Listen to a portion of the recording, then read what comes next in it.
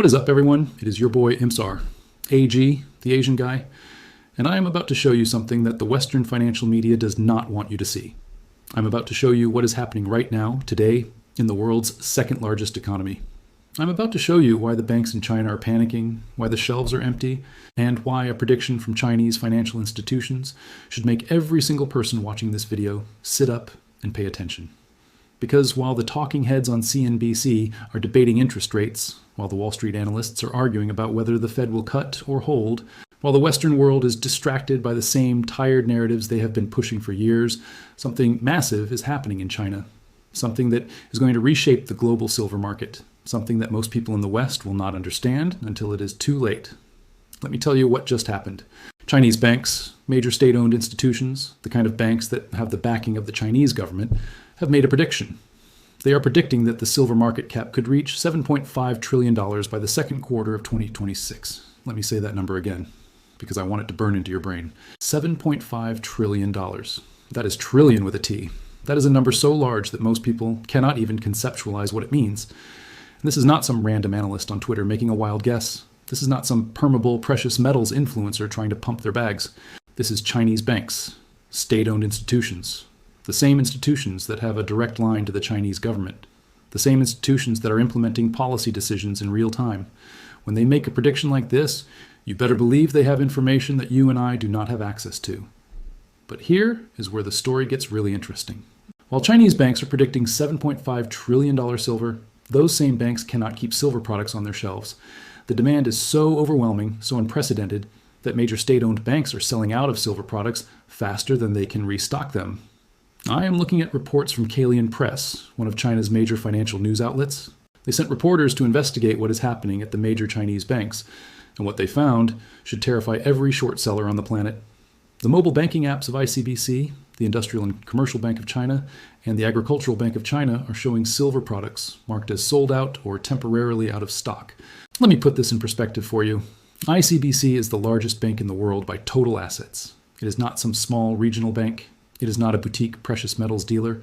It is the largest bank on planet Earth, and they cannot keep silver products in stock. Their mobile app is showing product after product as temporarily out of stock. The official status reads, and I quote, "This product is temporarily out of stock." One product in particular caught my attention. It is called the Chinese Dragon Silver Smart Card, Miracle of the Dragon Group 1. This was a pre-sale item distributed by ICBC. There were approximately 69 days remaining until the planned end of the pre-sale period. 69 days, and it sold out. Over 27,000 sets have been sold so far, and there is no more inventory left. When reporters contacted ICBC customer service, they were told that the products are temporarily sold out with no definite time for restocking. The customer service representative literally told them to keep an eye on updates. This is not normal. This is not how the world's largest bank operates. The world's largest bank does not run out of products 69 days before the pre-sale is supposed to end. The world's largest bank does not tell customers to keep an eye on updates because they have no idea when they will get more inventory. This is panic buying on a scale that is overwhelming the infrastructure of the Chinese banking system. And ICBC is not alone.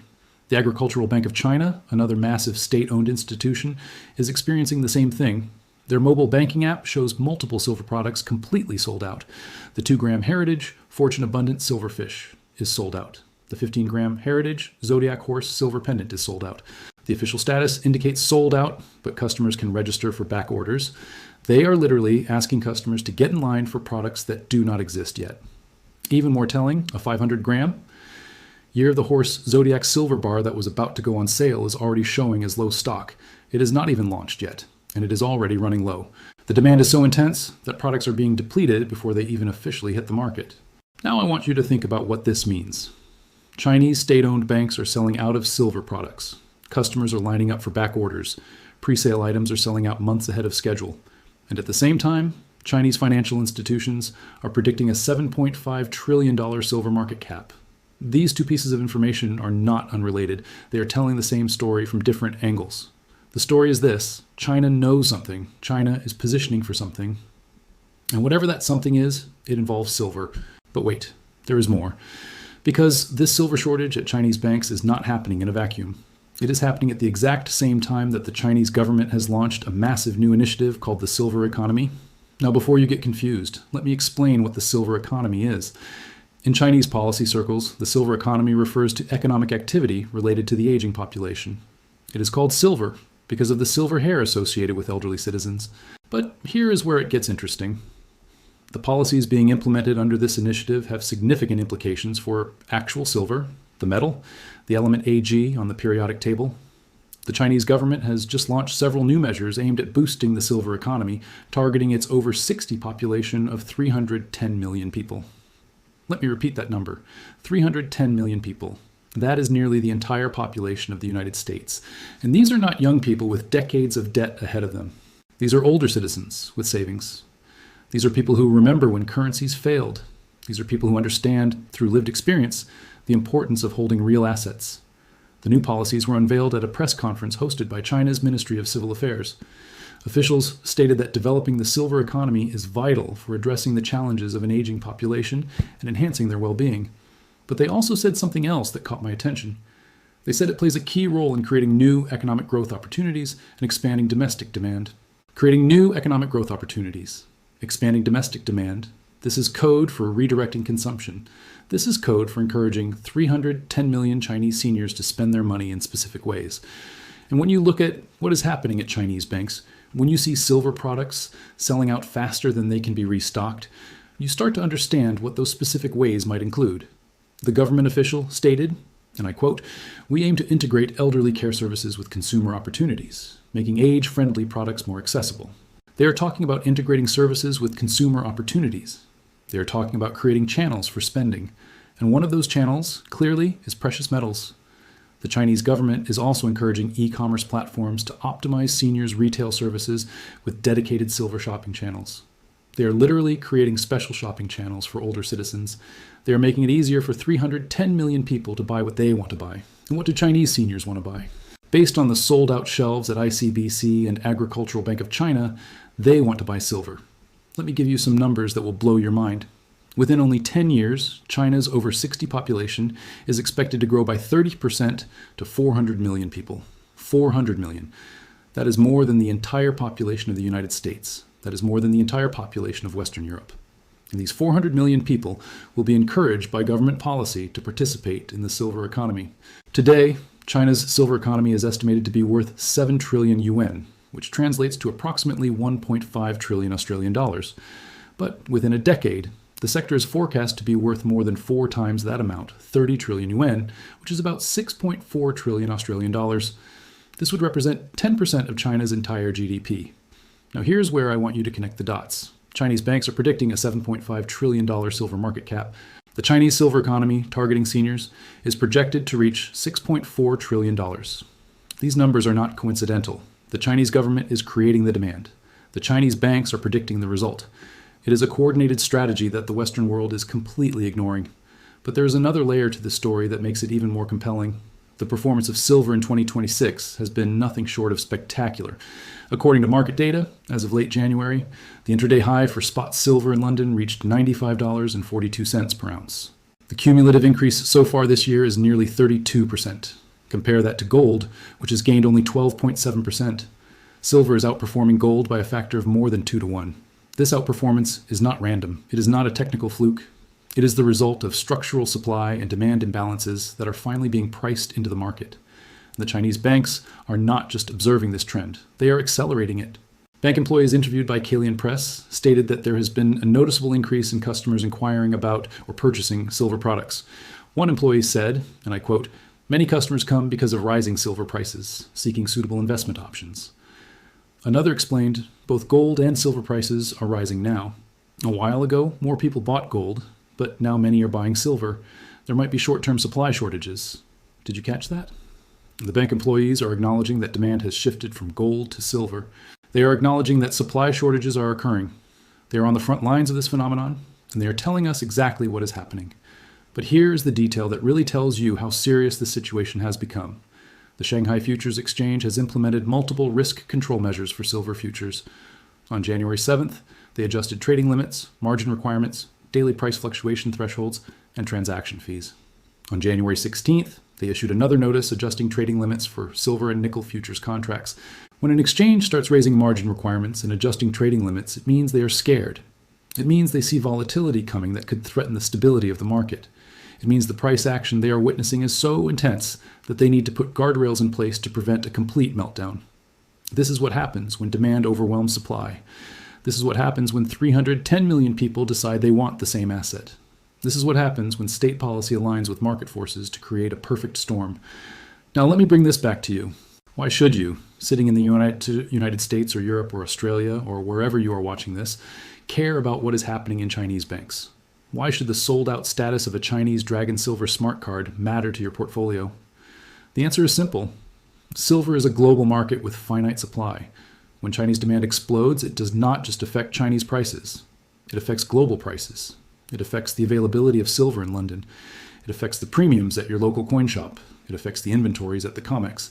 The silver that Chinese banks are selling, the silver that Chinese seniors are buying, is coming from somewhere. And that somewhere includes the global supply that would otherwise be available to you. We have seen this movie before. We saw it last year when Indian demand drained liquidity from London. We saw it when premiums in Turkey hit $9 over spot. We are seeing it now as Chinese state banks sell out of products months ahead of schedule. The pattern is clear. Eastern demand is overwhelming Western supply. And the price is just beginning to reflect this reality. The analyst Wang Yanqing from CSC Financial Futures stated that the long-term trend in silver prices is easy to rise, but hard to fall. He identified multiple factors driving this trend. First, safe haven demand and liquidity provide a foundation for silver's upward movement. Second, structural supply-demand imbalances serve as the core driver of silver price increases. Structural supply-demand imbalances. This is the key phrase. This is not about speculation. This is not about momentum traders chasing a hot asset. This is about the fundamental mismatch between how much silver the world produces and how much silver the world wants to consume. And that imbalance is getting worse, not better. China does not produce enough silver domestically to meet its needs. They are net importers of silver. Every ounce that goes into a Chinese bank product, every gram that a Chinese senior adds to their collection, is an ounce that must be imported from the global market. And as 310 million seniors are encouraged by government policy to participate in precious metals consumption, those imports are going to accelerate. Think about the logistics of what I am describing. You have the world's largest bank selling out of silver products. You have the fourth largest bank selling out of silver products. You have government policy explicitly designed to encourage senior spending on age-friendly products, which clearly includes precious metals. You have a population of 310 million that is growing to 400 million. And you have a prediction from Chinese financial institutions of a $7.5 trillion silver market cap. This is not a drill. This is not a theory. This is happening right now in real time, and most Western investors have no idea. Let me now talk about what makes this Chinese silver demand fundamentally different from previous demand cycles. In the past, precious metals demand from Asia was often characterized as jewelry demand or festival demand. The Western analysts would dismiss it. They would say it is just cultural. It is just traditional. It does not reflect real investment sentiment. But that narrative is breaking down. What we are seeing now is not grandmother buying a silver anklet for a festival. What we are seeing is sophisticated retail investors accessing silver through mobile banking apps. What we are seeing is pre-sale investment products selling out months ahead of schedule. Now, what we are seeing is bank employees reporting that customers are coming specifically because of rising silver prices, seeking investment options. This is investment demand. This is strategic accumulation. This is 310 million people making a conscious decision to convert their yuan savings into hard assets. And unlike Western retail investors, who often use leverage and margin, Chinese retail buyers are purchasing with cash. They are not going to be shaken out by volatility. They are not going to face margin calls. They are buying to hold. One analyst quoted in the reports stated that most retail silver purchases in China are made fully in cash rather than on margin. So even if prices pull back, many will simply hold on or even use dips to add to positions. This is the definition of strong hands. This is demand that does not retreat when prices fall. This is demand that sees lower prices as opportunities rather than threats. Now let me tell you about the technology angle because it adds another dimension to this story. The silver economy policies announced by the Chinese government include developing advanced technologies for elderly care. They are talking about exoskeleton robots and muscle suits to help older citizens with declining physical functions. They are talking about elder care robotics, medical services, and smart home technologies. They are talking about high-end medical devices like cochlear implants and rehabilitation training systems. Guess what all of these technologies require? Silver. The medical devices require silver for its antibacterial properties. The electronics require silver for its conductivity. The robotics require silver for electrical contacts. The smart home technologies require silver for sensors and connections. The very technologies being developed to serve the aging population are technologies that consume silver. So you have a double effect. On one hand, you have government policy encouraging seniors to consume precious metals as a store of value. On the other hand, you have government policy funding technologies that require silver as an industrial input. The demand is coming from both directions. It is coming from investment and it is coming from industry. It is a pincer movement on the available supply. The regional governments in China are not waiting for the central government to act. They are implementing their own initiatives. The government in Zhejiang province in eastern China is developing streets specifically designed to cater to the needs and interests of older residents.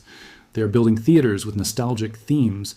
They are creating retro-style dance halls. They are organizing social programs in Hangzhou. And they have already organized more than 570 activities, including art, photography, fashion, and woodcraft, generating more than 100 million yuan in personal spending. 100 million yuan from 570 activities in one province. Scale that across the entire country. Scale that across 310 million people. Scale that over the next decade as the population grows to 400 million. The numbers become staggering. The consumption becomes industrial in scale. Now, I want to address the skeptics because I know there are people watching this who are thinking that I am exaggerating. They are thinking that Chinese bank products selling out does not mean there is a global silver shortage. They are thinking that the silver economy is about elder care, not precious metals. They are thinking that the $7.5 trillion prediction is just marketing hype. To those skeptics, I say this: you are missing the forest for the trees.